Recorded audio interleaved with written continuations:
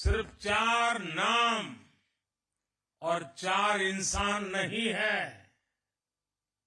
ये 140 करोड़ एस्पिरेशंस को स्पेस में ले जाने वाली चार शक्तियां हैं। भारत में उन्होंने ऐलान कर दिया 2035 तक वो स्पेस स्टेशन बनाने जा रहे हैं और 2040 तक वो मैन्ड मिशन लेके जा रहे हैं चाइना चांद के ऊपर। उनके लिए बेस्ट ऑफ लक, बल्कि दुआ गो हैं हम उनके लिए। फर्स्ट ऑफ ऑल तो बेस्ट ऑफ लक उनके लिए कि वो इस फील्ड में अपनी जो है तरक्की कर रहे हैं, और दूसरा ये कि वो बढ़ रहे हैं आगे की तरफ। लास्ट जो 3 हेड थे उनके इसरो के वो भी देख लें, और हमारे पाकिस्तान के स्पार्को के देख लें हेड कौन थे, तो इनसे पता चल जाता है कि प्रायोरिटीज़ हमारी क्या हैं। अगर उनका रॉकेट जा रहा है स्पेस में, हमें भी चाहिए था कि हमारा मरीख पे जा रहा होता, हमारे 2 जा रहे होते।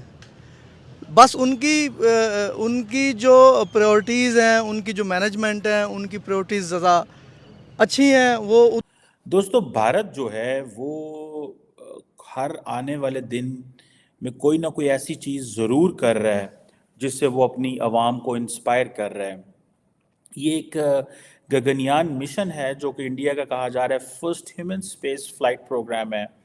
कहा जा रहा है कि इसके हवाले से जो इसरो है उसके सेंटर्स के अंदर ये बड़ी तैयारी हो रही थी और ये प्लान था 2024-25 में कभी भी इसको लॉन्च किया जा सकता है। और ये जो लोग हैं, 4 जो लोग हैं, ये रशिया के अंदर, not in America, in Russia. अब आपको पता चला है इंडिया क्यों स्ट्रेटेजिक ऑटोनॉमी की बात करता है। वो कहता है कि मैं अपना first human space program launch कर रहा हूँ, फ्लाइट प्रोग्राम लॉन्च कर रहा हूँ, not with the support of the United States, with the support of the Russian Federation. और वो जानबूझ के ये तासुर देते हैं कि हमारे रशिया के साथ बहुत अच्छे ताल्लुकात। 2-1 दिन पहले डॉक्टर जयशंकर ने कहा था कि रशिया और इंडिया के जो ताल्लुकात हैं उनके कभी भी ऐसा नहीं हुआ कि दोनों मुल्क जो हैं वो they have been at odds with each other. बहरहाल एनी हो, ये रशिया के अंदर एक लॉन्ग तरबियत इन्होंने ली 1 साल की, और अब सुना ये कि ये वापस आ गए हैं। और नरेंद्र मोदी साहब जो हैं भारत के वज़ीर आज़म, उन्होंने 2-3 प्रोजेक्ट्स भी इस हवाले से जो है वो लॉन्च किए हैं। अब कहा जा रहा है कि ये एक जिसे कहना कि कई 100 करोड़ के प्रोजेक्ट्स हैं। ये जो रिसेंटली इन्होंने 3 प्रोजेक्ट्स लॉन्च किए हैं, एक तो they are related to different, ISRO इसमें काफ़ी ज़्यादा सपोर्ट कर रहा है, स्पॉन्सर कर रहा है। अब ये है कि बेसिकली इसका लार्जली मकसद क्या है। इसका पहला मकसद ये है to join the elite club. ये जो गगनयान प्रोजेक्ट है ये किस चीज़ की डेमोन्स्ट्रेशन है? What does India want to tell? It's a question ना, कि if a country has a space human space program, तो वाई, क्यों ह्यूमन स्पेस फ्लाइट की कैपेबिलिटी इंडिया चाहता है और 4 बंदों को भेजना चाहता है ना ये क्वेश्चन।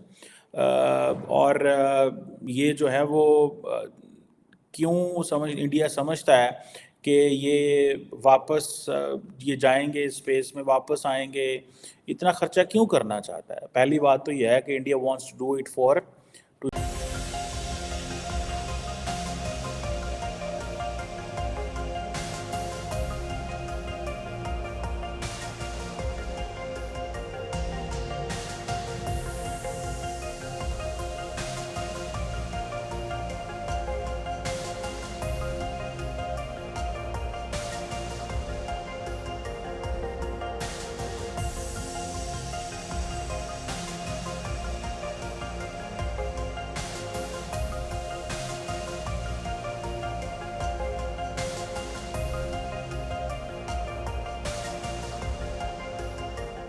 मुझे जानकर बहुत अच्छा लगा कि गगनयान में यूज होने वाले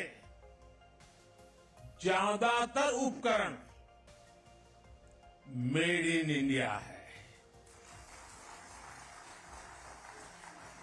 एक तो बड़ा नामुमकिन सा ही लग रहा है, लेकिन हम being an optimistic person, Pakistani दिल हमारा भी करता है कि हमारा कंट्री का भी ऊंचा नाम हो, और इन फील्ड्स में ना सिर्फ स्पेस प्रोग्राम में, दूसरे फील्ड्स में भी हम ऊपर जाएं। और हमारे अंदर पोटेंशियल मौजूद है। जो ब्रेन ड्रेन हो रहा है वो इसी वजह से हो रहा है कि यहाँ पर उस तरह पॉसिबिलिटीज़ नहीं है, अपॉर्चुनिटीज़ नहीं है, तो हम बाहर जा रहे हैं।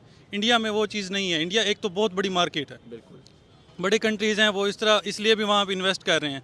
दूसरा ये है कि उन्होंने एजुकेशन पे, टेक्नोलॉजी पे अब वो इन्वेस्ट कर रहे हैं। आईटी में देख लें, वो उन्होंने 90s में इन्वेस्ट किया, वो अब उसका फल ले रहे हैं। उनकी एक्सपोर्ट्स देख लें आप, आईटी एक्सपोर्ट्स देख लें। इसी तरह उन्होंने अब उनके जो रिफॉर्म्स आए तकरीबन हर फील्ड में ही उन्होंने काम किया है। वो भी उनका एक प्लस पॉइंट था। बस प्रायोरिटीज़ कीजिए कि अब आप एक चीज़ देख लें कि लास्ट जो 3 हेड थे उनके इसरो के, वो भी देख लें, और हमारे पाकिस्तान के स्पार्को के देख लें हेड कौन थे। तो इनसे पता चल जाता है कि प्रायोरिटीज़ हमारी क्या हैं और कौन से स्पेशलाइज्ड पर्सन हैं जो हमारे हेड ऑफ द डिपार्टमेंट्स लगाए गए हैं। तो ये मेरे ख्याल में इशारा ही काफ़ी है। ISRO and Glavcosmos, a subsidiary of Russian space agency Roscosmos, signed a memorandum of understanding for the training of 4 astronauts in June 2019.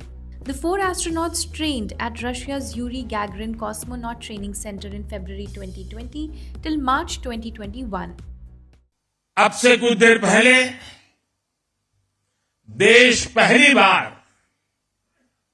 अपने 4 गगनयान यात्रियों से परिचित हुआ।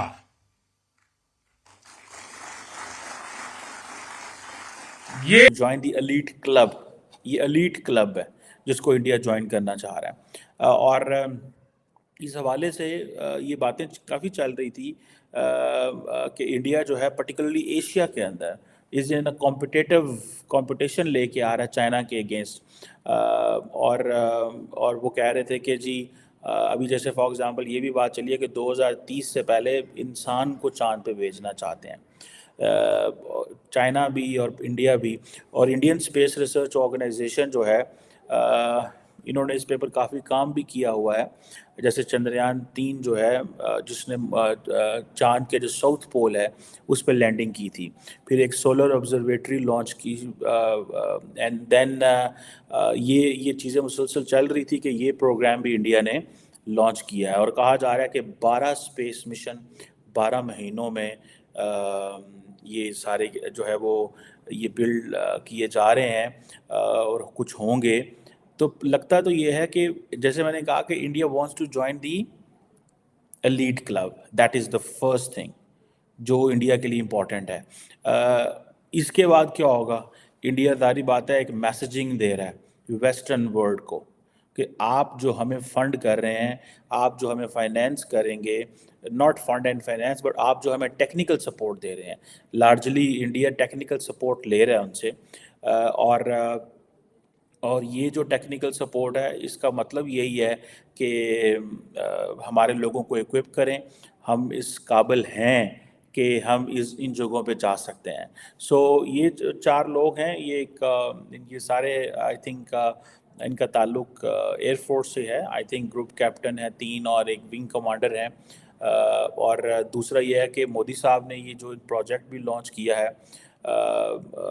और इसकी जो टेक्निकली तो जारी बात है वी आर नॉट इनटू वो जो डिटेल्स इन टर्म्स ऑफ जैसे कहते हैं ना जो साइंटिफिक अंडरस्टैंडिंग तो नॉर्मली हर बंदे को इसकी नहीं होती, लेकिन इम्पॉर्टेंट चीज़ ये है कि इसकी सोशल, पॉलिटिकल, कल्चरल और स्टेट के हवाले से क्या वैल्यू है, that has increased a lot. और नरेंद्र मोदी को इस चीज़ की समझ आ गई है कि अगर हम दुनिया के सामने अपने आप को पेश करना है या दुनिया के सामने अपने आप को लेके जाना है तो देन इस पे थोड़ी सी इन्वेस्टमेंट करनी पड़ेगी और लोगों को इंस्पायर करना पड़ेगा। और मैं ज़ाती तौर पे ये समझता हूँ कि इंडिया ने India has inspired many in the region. India has been continuously into this space program. हमारे बारे में तो ये कहा जाता है कि हमने स्पेस पे उन लोगों को लगाया हुआ है जो कि जिनका स्पेस से ताल्लुक ही नहीं है, एंड देन फिर एक कल्चर डेवलप करना होता है, ठीक है जी। और वो कल्चर हम डेवलप नहीं कर सके। सो आपको याद होगा कि जब इंडिया चांद पे गया तो आई थिंक नरेंद्र मोदी उस वक्त एक ब्रिक्स कॉन्फ्रेंस हो रही थी साउथ अफ्रीका में, वहाँ पे थे। जा रहा हूँ। भारत जो है एक गगनयान मिशन करने जा रहा है जिसमें 4 एस्ट्रोनॉट्स का जो है उन्होंने फाइनलाइज किए हैं नाम को, जो कि नेक्स्ट ईयर रॉकेट के साथ जो है वो स्पेस के अंदर ट्रैवल करेंगे। एज अ पाकिस्तानी सर किस तरह देखते हैं, अब एक ऐसा हिस्टोरिक मोमेंट आया है कि अब जो हमारा पड़ोसी कंट्री है वो अब इंसानों को भी स्पेस में भेजने जा रहा है।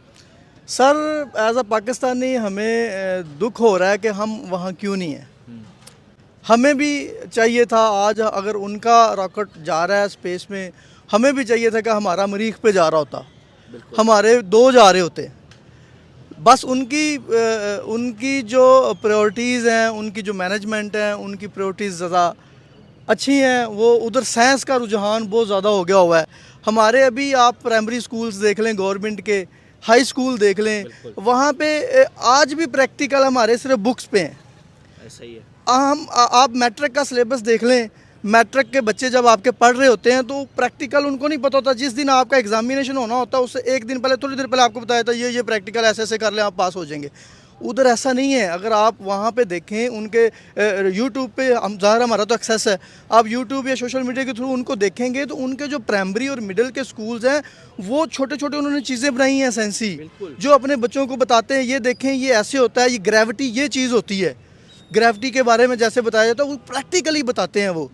उधर साइंस को इम्पोर्टेंस दी जा रही है और हमारे मुल्क में हमें सियासत पे लगा दिया गया है, पॉलिटिक्स पे लगा दिया गया है। ठीक है, ये बदकिस्मती नहीं है पाकिस्तान की? सर ये बदकिस्मती, मैं तो कह रहा हूँ 75-76 साल से हमें जो भी हुक्मरान मिल रहे हैं, जो भी आ रहा है, चाहे वो इदारे हैं, उनकी प्रायोरिटीज़ हैं एक दूसरे की टांगे खींचने की, तरक्की करने की नहीं है। मतलब ऐसा नहीं है कि कोई ऐसा बंदा नहीं आ पा रहा जिसको ये हो कि यार मैंने अपने मुल्क को आगे लेके जाना है। सर देखिए ना, 75 साल उन्हें भी मिले हैं, 75 साल हमें भी मिले हैं। उनका स्पेस प्रोग्राम है इसरो के नाम से, हमारा सुपार्को के नाम से है। हम अगर एक रॉकेट भी भेजते हैं तो वो चाइना की मदद लेते हैं उसके अंदर। वो अब तक सर 400 के करीब रॉकेट जो है वो भेज चुके हैं। ब्राज़ील की मदद कर रहे हैं, यूरोप मदद मांग रहा है। सर नासा जो है वो कोलैबोरेट कर रहा है, जो सबसे बड़ा स्पेस का इदारा है वो इसरो के साथ कोलैबोरेट करके चल रहा है। किस तरीके से सर देखते हैं पड़ोसी कंट्री है उसकी डे बाय डे बढ़ती इस कामयाबी को? मैं आपको एक